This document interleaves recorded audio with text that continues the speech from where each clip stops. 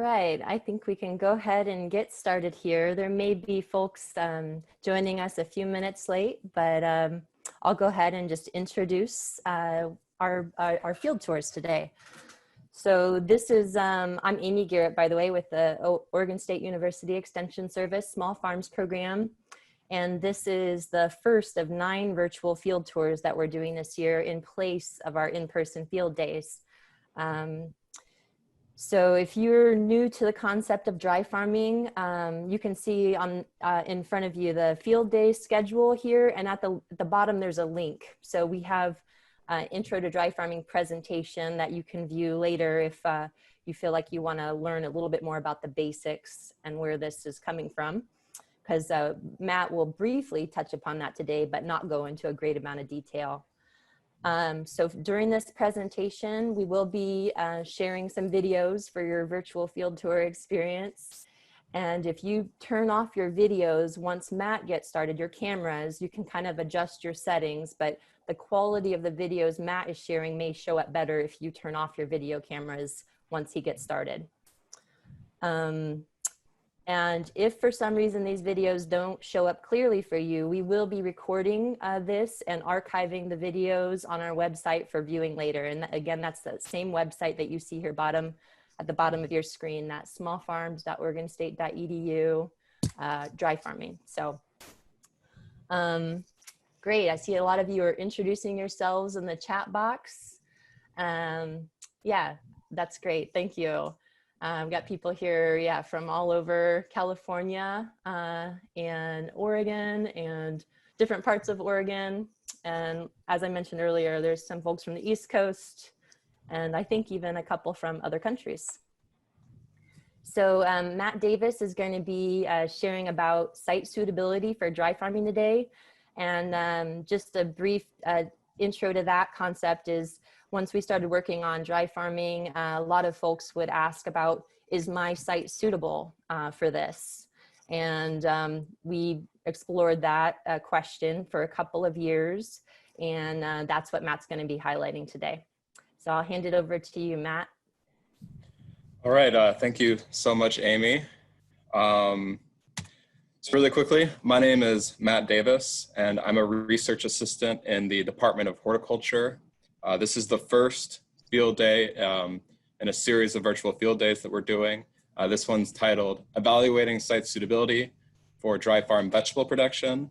I am lucky enough to work on this project with Dr. Alex Stone and Amy Garrett, both of Oregon State University, and also Andy Gallagher of Red Hill Soils, and 28 farmer collaborators whose farms, they hosted us on their farms so we could conduct this research. This project was funded by the USDA Risk Management Agency Education Partnership Program and Western SARE.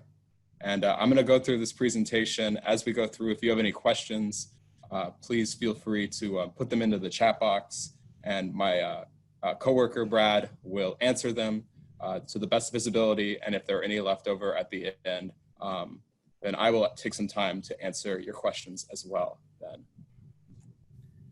So really quick introduction to dry farming. I'm sure some of you are well aware of what dry farming is, but for those of you who aren't, here is a brief introduction. So really quickly, dry farming is the production of crops during a dry growing season without irrigation. So no, the fava beans you overwintered and then didn't irrigate, those are not technically dry farmed. You need to have they need to be grown during a dry growing season. Furthermore, by the same token, farming on the East Coast, you can't really dry farm there because it rains during the summer.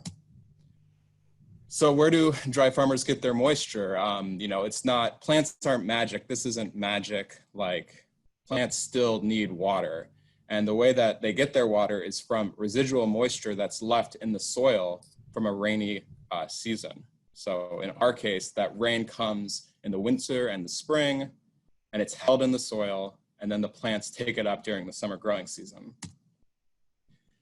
And dry farmers use many different techniques to improve their dry farming success. One of the things they do is they mow and incorporate the cover crop as early as possible. And this is so that the cover crop isn't stealing moisture from the food crop. They also try to plant early to take advantage of cooler growing temperatures early in the growing season, maybe a little bit of precipitation, never hurt. They also, diligently control their weeds. And again, this is to prevent those weeds from stealing water from the food crop. And then finally, a technique that's often used is mulching, especially dust mulching. And that can break up the soil crust. It can prevent evaporation from the soil. And it can also prevent the establishment of weeds. I think it's important to point out that dry farming isn't like a new thing. We didn't invent dry farming at Oregon State University. People have been doing it for a long time. I remember Amy once related a story to me about how at a field day at Gathering Together Farm, one of the participants actually recognized a melon that she had grown, dry farmed as a melon from his home state in Mexico that had been grown there without any sort of irrigation. So yeah, this is nothing new, and a lot of the contributions to our knowledge pool haven't necessarily been recognized or funded. Finally, if you'd like to know more, this is the website for the dry farming program. It includes that introductory presentation that Amy gave.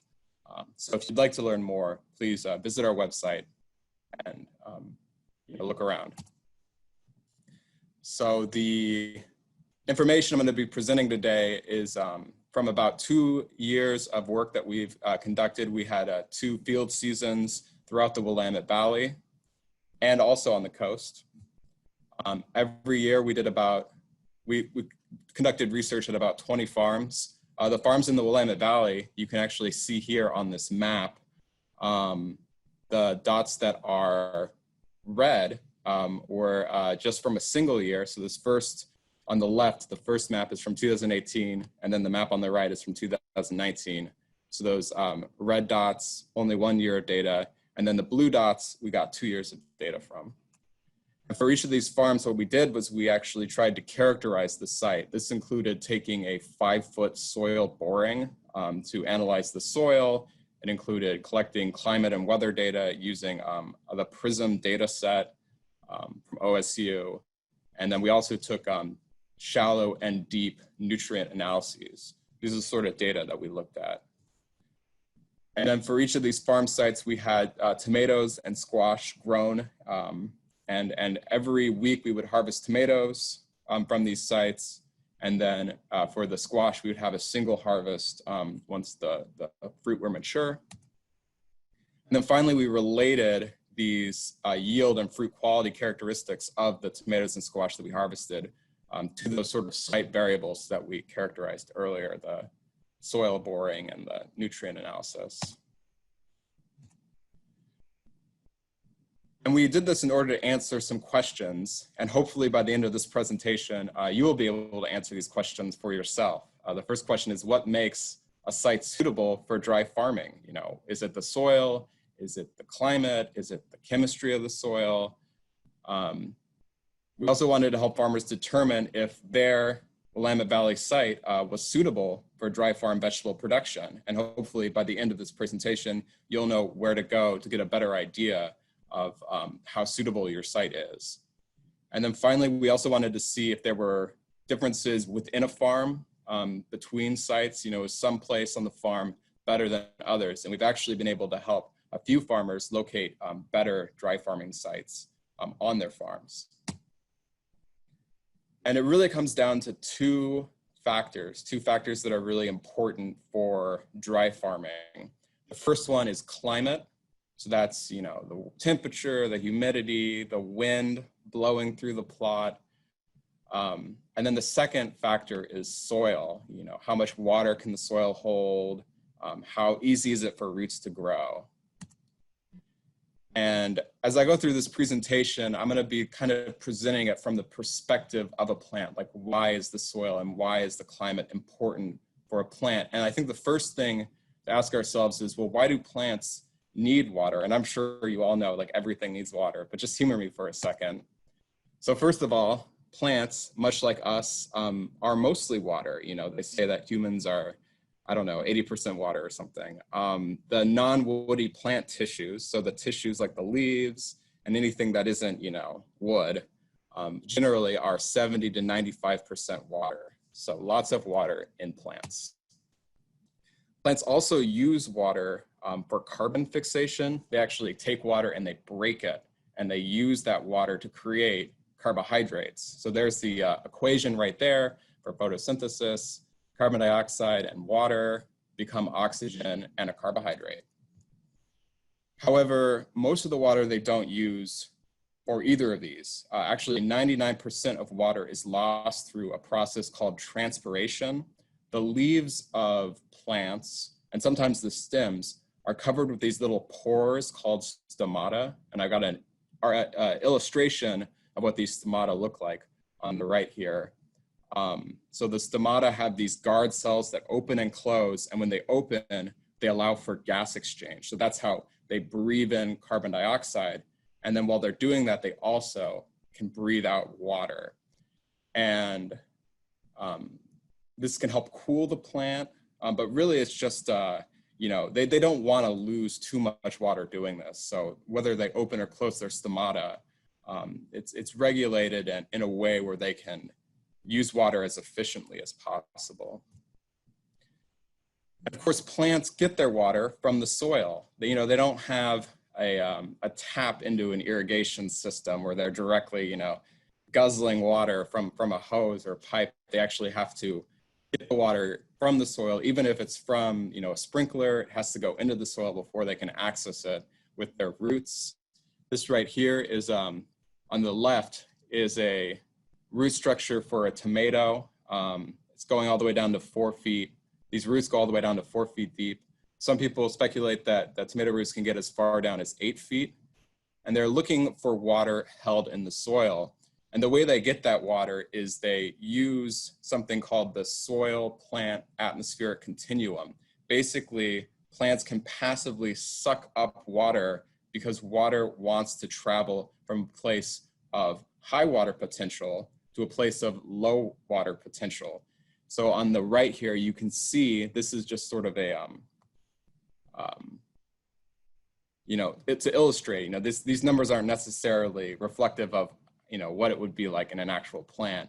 But the water travels from a place of low water potential in the soil, of high water potential in the soil, negative 0.01 megapascals, into the root, up through the stem, and it's just traveling. It's following this, the lower water potential.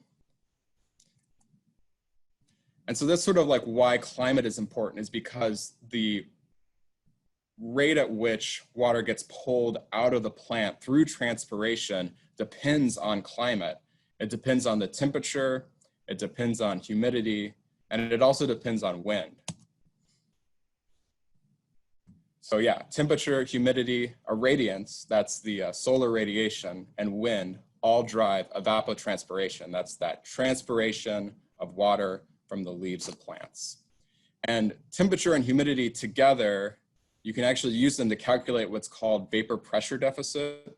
And vapor pressure deficit is a measurement of the dryness of the air. So that really drives the movement of water out of plants. It drives plant water usage. This map here on the left shows the evapotranspiration, the vapor pressure deficit, the maximum daily vapor pressure deficit in July. It's sort of a 30-year average from 1980 to 2010. You can see the Willamette Valley right here in Oregon. It's a light green. So it's saying that the vapor pressure deficit, the average daily, maximum daily vapor pressure deficit in July is about 22 to 26. That doesn't seem very dry, but if you look further south to the Monterey Bay, which is where a lot of historical dry farming has been conducted, it's saying that the vapor pressure deficit there is about 8 to 10. And this is important too, because vapor pressure deficit, it's driving plant water use, it's driving water stress, and it also has been related to things like blossom end rot. which is a physiological disorder that can really destroy a tomato crop in dry farm situations. So these sites with really, really dry air will potentially have more blossom end rot, which can lead to crop failures. The yearly weather can be really important too. So this second map that I'm showing you right here is for 2018. And you can see that the Willamette Valley in 2018 was a lot drier than the average for the previous 30 years. And this trend might continue. This map on the right here might become the new normal, or might be the new normal pretty soon.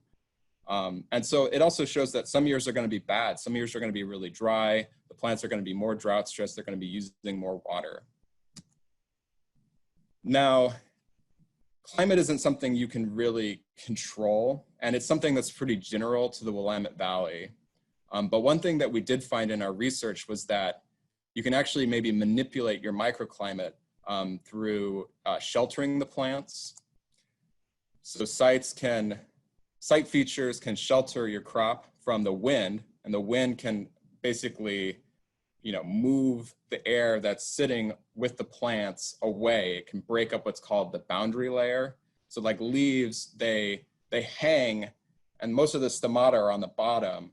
And a feature of that is that they can kind of create a little microclimate under the leaf.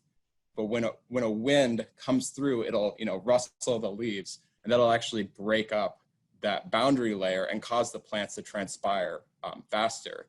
And similarly, sunlight can increase transpiration rates as well.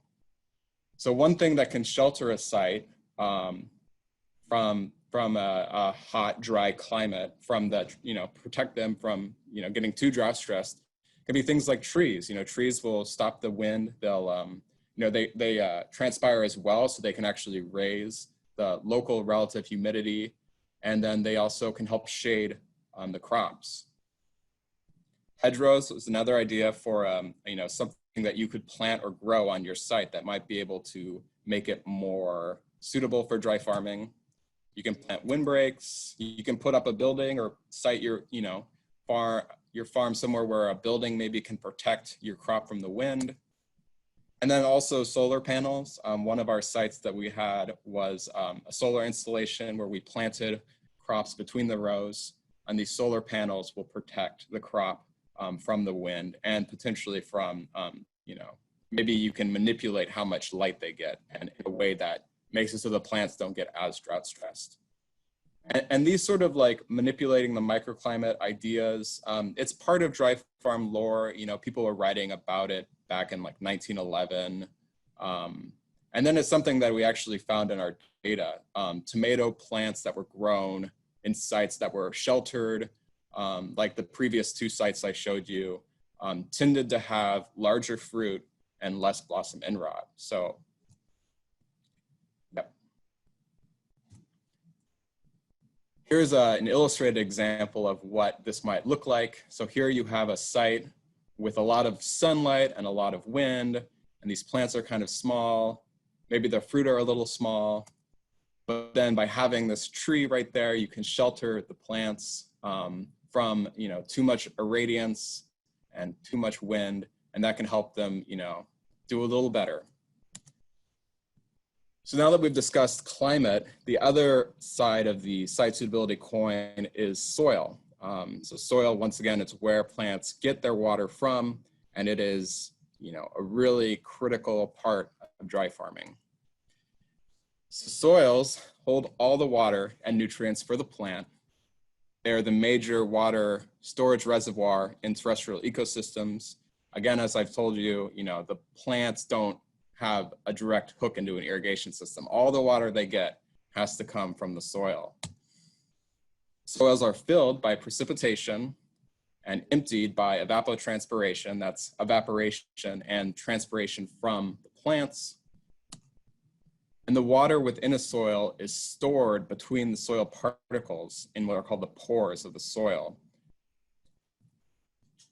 And because the water is held within these pores, the texture of the soil, what, the sand, silt, and clay that make up the soil are really important for determining how much water a soil can hold. Now, the soil, the amount of water a soil can hold is called its available water holding capacity. And that's the amount of plant available water a soil can hold. And soils of different textures have different available water holding capacities. So here in this table, we have different soils. So the first one, soil texture is a coarse sand, gravel, then the sand, loamy sands, sandy loams, fine sandy loams, And then to the right of these textures, you can see the range of available water holding capacity, the range of plant available water that can be held in each inch of soil. So you can see that the coarse sand and gravels have the lowest water holding capacity, and that it increases. So you get to silt loams and silty clay loams, which have the highest water holding capacity. And then finally you get down to clays, and clays actually hold onto water so tightly, the water is held by tension to the clay that the water actually starts to become unavailable for the plants again. So, the real ideal soil that you want for dry farming, the one that can hold the most water for your crop, are the silty loams and the silty clay loams. However, a soil isn't a homogeneous, like silty clay loam all the way down. It's made up of these different horizons, which are each different textures and have different water holding capacities. So you can see this figure on the right, we have a soil profile, and it's broken up into these different horizons. The AP layer, that's the plow layer, on down, BET, the BCT, and each of these are a different depth, and each of them are made up of a different texture. And what you can do is if you multiply the depth of each horizon, so this is 9 inches deep, by the texture, so this is a silt loam, 0.2 to 0.24, you can get an idea of what the available water holding capacity of that, horizon is. And, if you add all these up, you can figure out this soil here, once you break it all down into each of its different horizons and look at all the textures, it has a water holding capacity of 10.2 inches. And that's pretty good. That's all right. I would say like 9 to 12 is generally where you want to be in dry farming. And luckily in the Willamette Valley, we have a lot of these deep silt loam soils that are excellent for dry farming. So here's again a little figure, a little illustration of some of the differences. This right here we'll say is a sandy loam soil. We'll say that it has a water holding capacity of 7.2 inches. So 7.2 available water holding capacity. That's 0.12 inches of water per inch of soil. If the soil is 5 feet deep, that's 7.2 inches of water total. And I would say this is a pretty poor soil for dry farming. You're not going to be too successful here unless you have some pretty good windbreaks or do some other things in order to ensure that your crops are using that limited water as efficiently as possible. Compare that to a silt loam soil, excellent for dry farming. This soil holds 12 inches of water in the first 5 feet of soil. So that is about as good as you can get. You can do a little better, but 12 inches is definitely a very suitable soil for dry farming. Another important factor, soil factor, is whether or not you have these firm soil layers. So soil,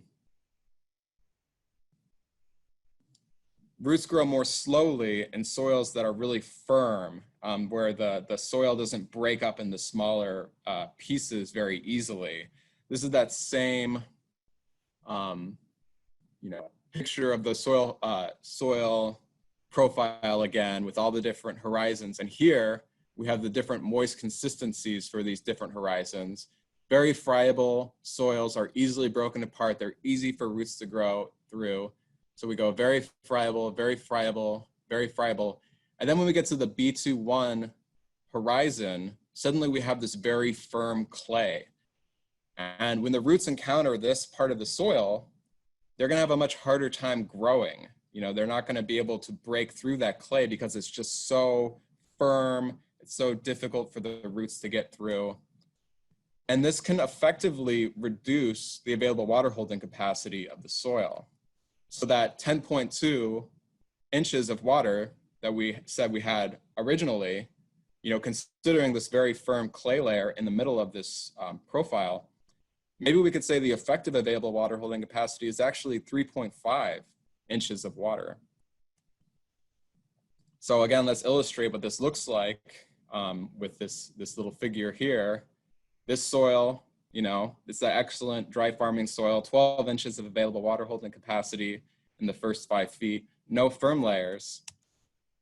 But then if we put in a firm clay layer in that soil, you know, at 18 inches, you're effectively restricting the available water holding capacity of the soil because the roots can't access that first 5 feet. So there you have it. Those are the factors. That's what's really important. It's the climate and it's also the soil.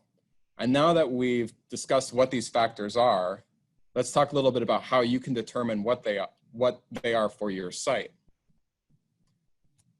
So this first video, we're going to be discussing a way in which you can determine your site's climate.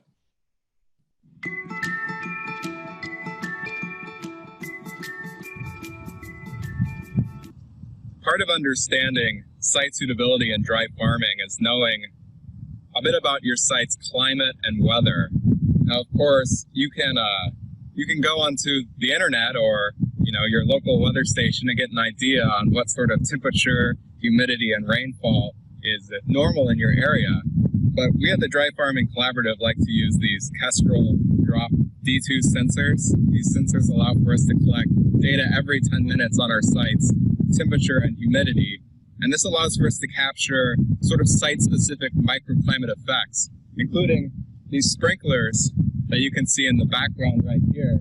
So these sprinklers will actually elevate the site's relative humidity and will give us a reading that is different than what a weather station or weather tower might give. These Kestrel Drop 2 sensors, though, are not totally foolproof because of the sun's UV rays that can actually raise their temperature really high.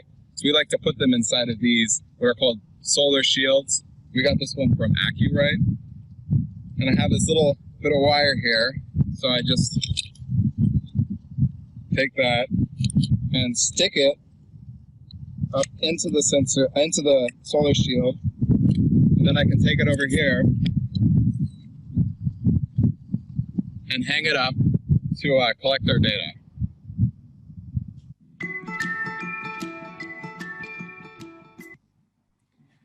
So really quickly, of course, I should have said solar radiation would increase the temperature, not UV rays. So this next video is going to talk a bit about how you can take a soil profile using an auger that then you can use to assess your soil's suitability.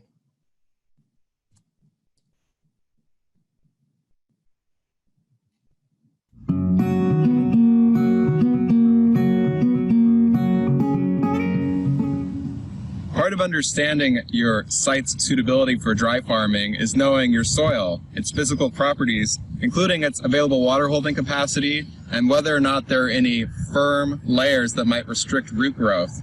And the best way to do this is to actually collect a soil core and send it to a soil scientist so that they can analyze your soil and tell you what sort of soil it is and what sort of qualities it has.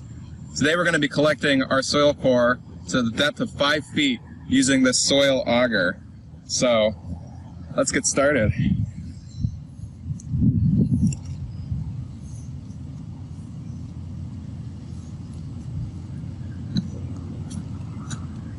And you can store your soil core in one of these nice rain gutters. We cut this one open ourselves and we can send it off to a soil scientist and know that it'll be preserved and intact when it arrives.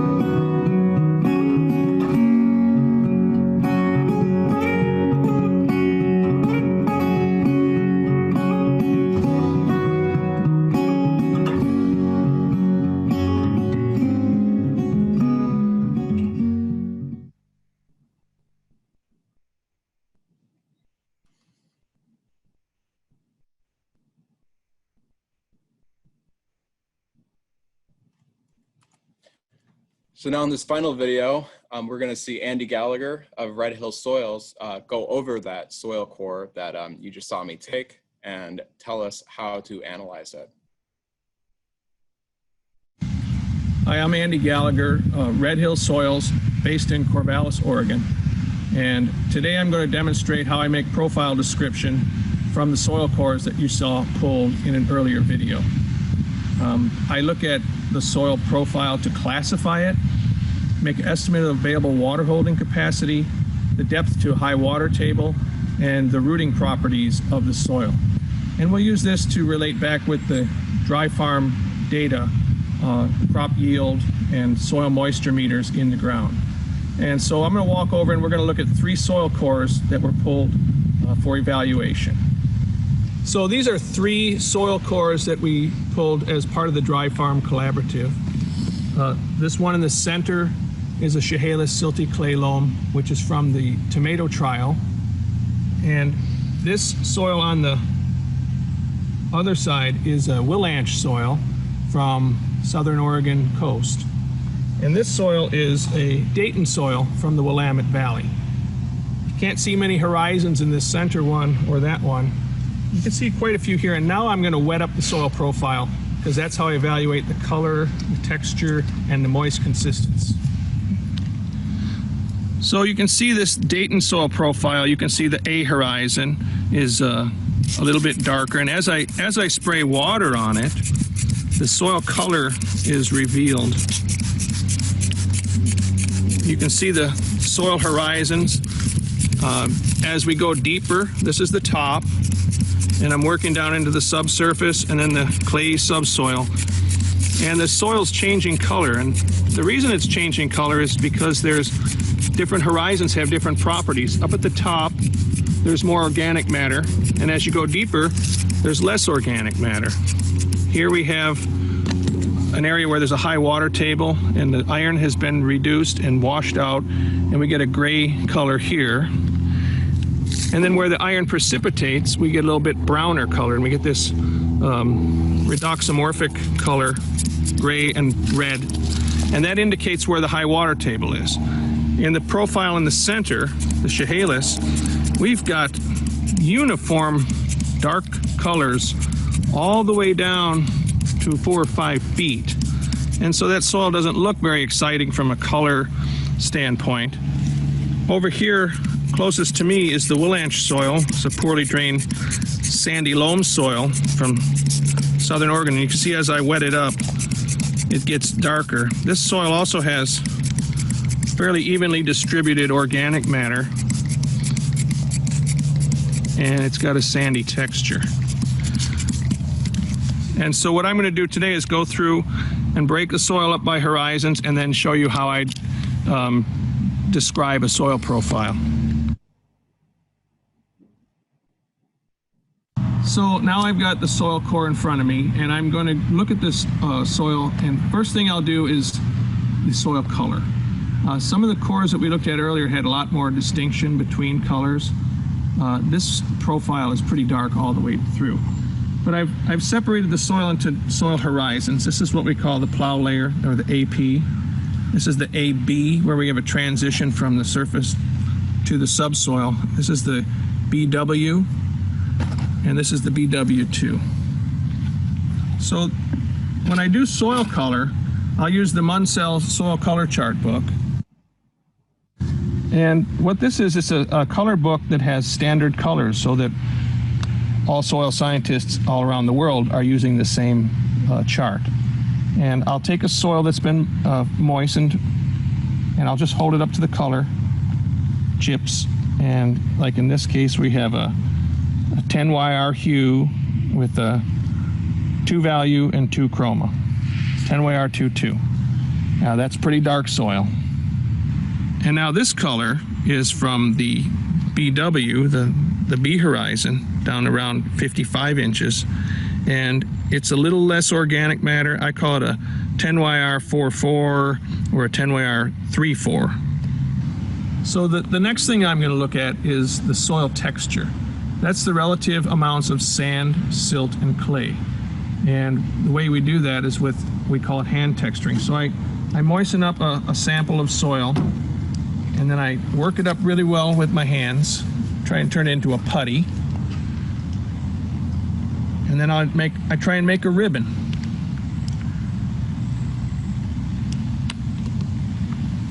And there you can see I can make a pretty good ribbon with this soil.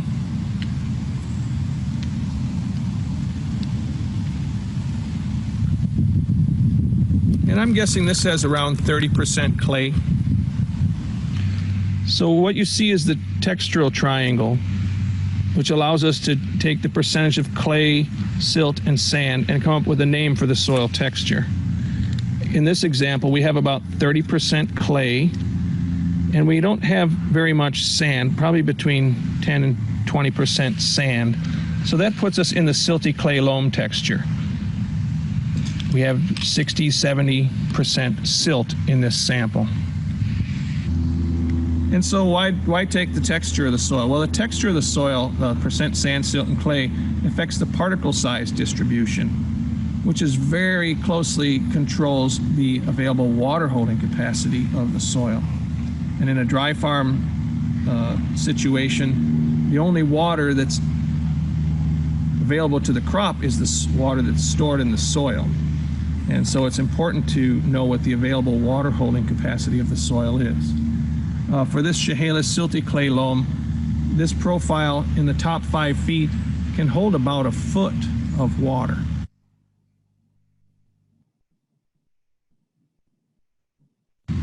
Another important soil property is the soil structure. That's how do the individual sand, silt, and clay particles come together and form soil aggregates.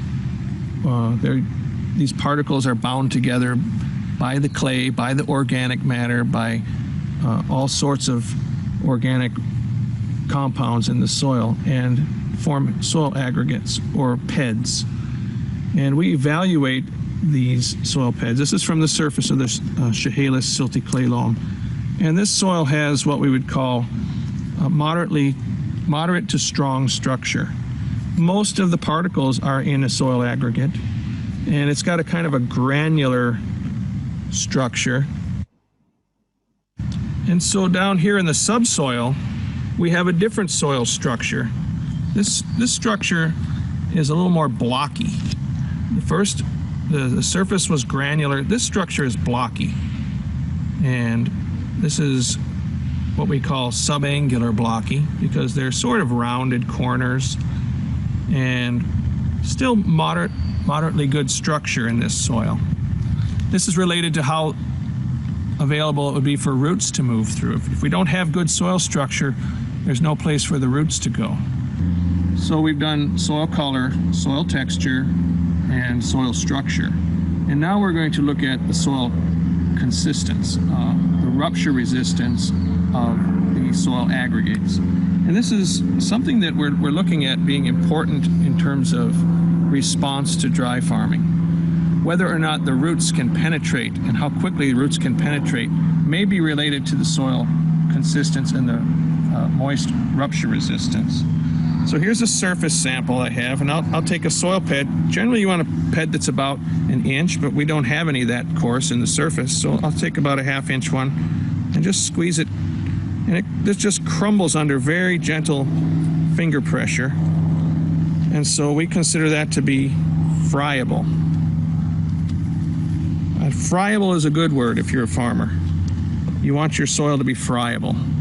Here's a subangular block, about 1 inch or 3/4 inch diameter from the subsoil, and it's a little bit more firm, but still not all that firm. As the soil dries out, this will become much harder to do, and so we will consistently moisten it up before we determine the consistency of the soil. When we're looking at a soil to determine the seasonal high water table depth, we're looking at the soil colors. And I've swapped out the Dayton soil for the Chehalis. The Chehalis is well drained, so we're not going to see redoxamorphic features in the Chehalis. In the Dayton soil here, we will. And that's what I want to show you next. So here I've taken a chunk of the Dayton in the B horizon, and you can see the alternating colors, gray and brown, and I'm going to wet it up a little bit to see if it becomes easier to see. There's brown soft masses of iron here and depleted areas in the gray zone, and that just indicates where we have a fluctuating water table. In the Dayton, that's right up close to the surface, and this can affect how quickly roots can develop in the spring. If the site is real wet, roots will develop a little slower because they won't have oxygen. So that has been a brief overview of doing a soil profile description for the Dry Farm project. One of the things that we do with all of these properties is classify the soil. You notice I've been using a soil name for the different soil profiles. We have the Chehalis silty clay loam, the Dayton silt loam, and the Willamette sandy loam. And these soils all have properties that are tied to the soil series. So it's important for us to be able to name the soil, because then you can look up all the other properties of those soils online at the Web Soil Survey or in the County Soil Survey Manual. So the goal here is to classify the soils for a couple reasons. One is to be able to extrapolate the research out into the larger world. And the second reason is so that you can use soil information from your site to determine if your site is going to be a successful dry farm site. All right, thank you so much for that video, Andy. So an alternative to, hiring a soil scientist to come out and do this work for you would be to go to the Web Soil Survey website, and you can get some information on the soil there. It might not be right would be the thing to watch out for. I'm going to quickly show you how to do that. So go to Google, let's do it. Here we are, we're at google.com. We're going to look up Web Soil Survey. Oh, there it is right there, first thing that comes up. So we'll click on that. This is the home page. First thing I want to do is hit this green button, and it's going to bring up a map of the United States, and basically that map is your playground. You can go anywhere you want on it and figure out what the soil is mapped as. That doesn't necessarily mean that's what the soil is, but it is what it's mapped as. So let's zoom in on the Willamette Valley. I'm up here using the zoom function, and I want to go to Benton County. I want to go to Corvallis. So right here, this is the vegetable research farm where we're currently doing work on tomato variety trial and also soil management. This is where our plot is right here. So I've zoomed in all the way to the area that I'm interested in. And now I'm going to make this area of interest square. You can see up here, I clicked on this area of interest function and I made a little square. It doesn't show me a lot, it just gives me that area of interest square. But if I come up here and I click on soil map, then it'll tell me what that soil is. And here it's saying, again, that soil type, soil profile is a Chehalis silty clay loam. It's saying that this area here is 100% Chehalis silty clay loam. Now, if I click on the unit name of that soil, and it'll give me a lot of information about what that soil is. And the one I want you to focus on right here, available water capacity high, about 11.5 inches. So that's an interesting one. It tells you, what the water holding capacity of your soil is. The other thing to look for is above that, you got slope, and then you got depth to restrictive feature. That's another thing to keep an eye on. I've been sort of playing with it and looking around, and definitely Dayton soils will say, abrupt textural change, 18 to 24 inches, and I think that might be that firm clay layer.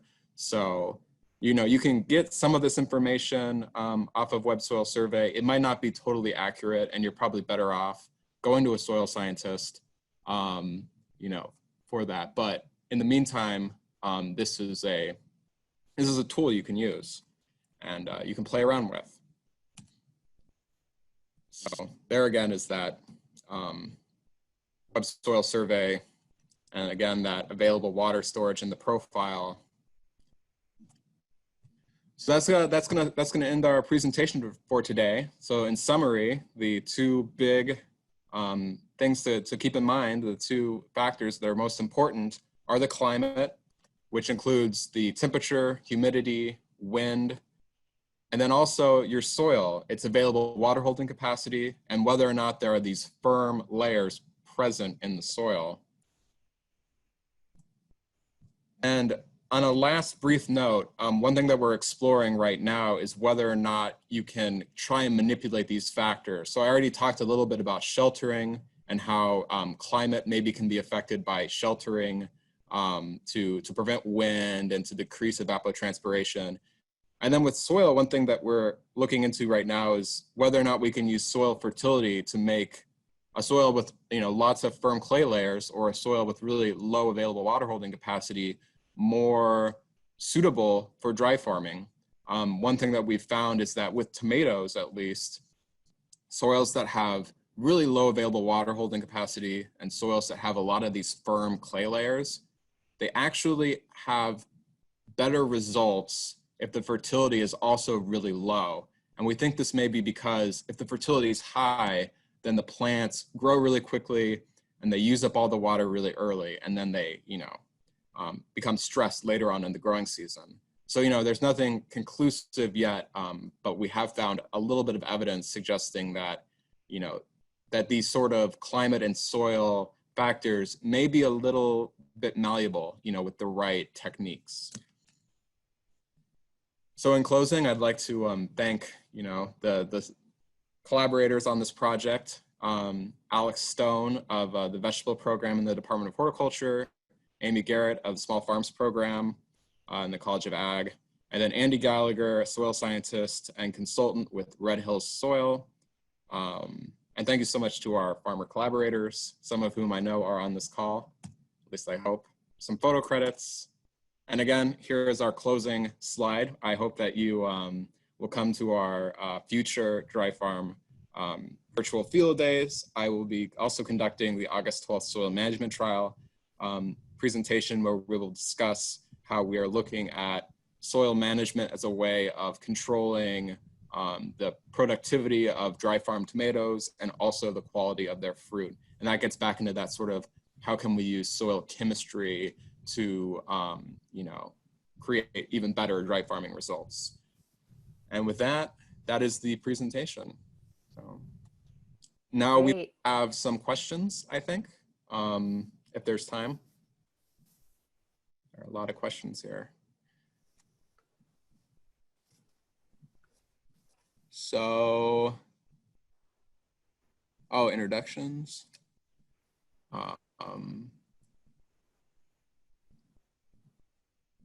So Matt, there's a question here. It looks like, yes. Yeah, I can help you kind of scroll through here and digest them for you. And also Andy Gallagher is on with us. Andy, can you unmute in case there's questions that you might be able to help chime in on? Great. Yes, I'm here. Great. Thanks, Andy. Okay. So there is a question here from, one second. Raised beds. Emily Ritchie is inquiring, any research that a home gardener could use for raised beds? Well, I feel like Amy would be better to answer this question than me. One thing I will say though is that I believe that the raised beds, they raise the soil up so that it's like there's more potential for evaporation. Is that right? Or Yeah, raised beds tend to dry out faster. So in the intro to dry farming presentation, we shared that link with you at the beginning that we can put in the chat box. Brad, if maybe you wouldn't mind do that, copy that link for our dry farming project page. And there's an intro to dry farming presentation, but raised beds dry out faster than level beds. And some folks are experimenting with sunken beds, which are supposed to dry out even more slowly. So yeah, raised beds aren't ideal, but there are people experimenting in that situation. I think, Amy, yeah, go ahead, I think the definition of raised bed is pretty broad. If you just have a raised bed with an impermeable layer under it, then you're obviously not going to have the water holding. But if you're just throwing up, a few inches of extra soil in your bed, I don't see why that wouldn't be possible. Also, if you used mulch around the bed to keep it from drying out, or black plastic, like some people use under tomatoes and melons, that might help with the drying too. Great, thank you. We have a question from Alice with Friends of Family Farmers. She's inquiring, is there a directory of soil testers that farmers can use? Do they restrict by region, or could any soil tester take a sample from anywhere? There are some states where soil scientists are licensed. Oregon is not one. And in those states, they restrict people from practicing soil science unless you have a license. So if you live, I don't know what state you live in, but if you live in a state like North Carolina or Illinois where they have a registry of soil scientists, you have to hire somebody who's state licensed. In Oregon, that's not the case. There's a list of soil scientists available from the Soil Science Society of America, or certified soil scientists and certified soil classifiers. That would be my best recommendation. Great. Alice had another question related to cover crops. She's inquiring, are there cover crop types recommended for dry farming specifically?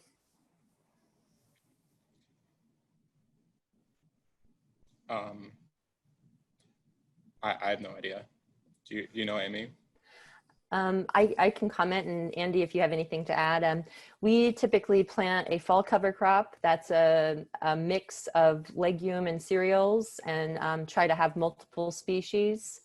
So I'd say in general, I mean, not just specific to dry farming, but in general, having a legume and a cereal in the mix is ideal for maximum biomass contribution as well as nitrogen contribution. Yeah, what I would add to that is the day that you kill the crop is critical. We've been looking at, planting early as a way of maximizing the amount of the spring precipitation that you can use with your dry farm crop. And if your cover crop grows too far into the growing season, it's basically using up your stored water. In a year like this, it wouldn't be as important because we had rain fairly late in the spring, but if we have a dry spring, it could be a big factor if your cover crop was killed too late and used up a lot of the stored moisture. Great, thank you, Andy. There's an inquiry about, is there a way to be signed up for all of these dates? Tegan, if you're still with us, would you mind? I think we have to sign up for each of them individually because they may be a little bit different as far as platform, but Tegan, do you have anything to add to that? Yeah, I'll work with her. If you want to just register for all of them, you can email me directly. And her email is tegan.moran@oregonstate.edu. Okay. Let's see. For the web page, Tegan, so if you scroll through our chat box, Tegan has shared, there's a guide to collecting soil tests on farms and in gardens, as well as analytical labs serving Oregon. And I think that's it for the questions that we have here in the chat box. I'm gonna add the link to where all these field days, where you can register and where our videos will be archived. Let's see. But in the meantime, we have a couple more minutes, we're gonna stop here at 11 o'clock, but if there's any last minute questions, feel free to type those in. Okay, oh yeah, it looks like we have one here. Oh, it seems like people are kind of interested in mulches and what sort of mulch to use. Yep, there you go. It's actually something that we're going to get into in the next on the soil management trial that we're conducting. Mulches are really interesting. They, can help prevent evaporation from the soil. And the two that we're testing are a leaf mulch and a dust mulch. And one thing that's interesting about the leaf mulch is that it seems like it might be contributing a lot of nutrients to the plants. And again, I kind of worry about the nutrients maybe causing the plants to grow really quickly and to then make them more vulnerable to stress later in the growing season. We don't have any conclusive data on that yet, but I am really interested in this mulching question, and I don't think that we have quite got it figured out, but definitely hope to know more soon. Also see, Andy, what is too late for dry spring for cover crops? An approximation? I mean, every year it's going to be different. Generally, you want to get out and terminate the cover crop as early as possible. And every year is kind of a gamble. Like some years you won't be able to do that, and you're gonna lose water to your cover crop because it was just too wet, and then it was, then it didn't rain again, and so. But if let's say you're looking for a planting date of April 1, I would shoot for 2 weeks before you plant, so that you don't have any negative effects from your cover crop residue. But you're right, it depends on the year. This year you could have gone longer, but since we don't know that in advance, it's good to have a planting date that you target and kill that cover crop early.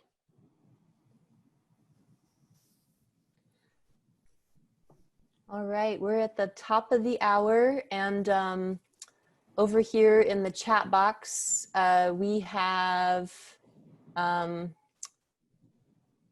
link to the website where the rest of these field days are, as well as this is where the videos will be archived. So if you want to share these with someone later, we will be posting them on here, and I hope that you can join us for some of our other field tours. Thank you, Matt and Andy and Tegan. Thank you. And Brad. Yeah.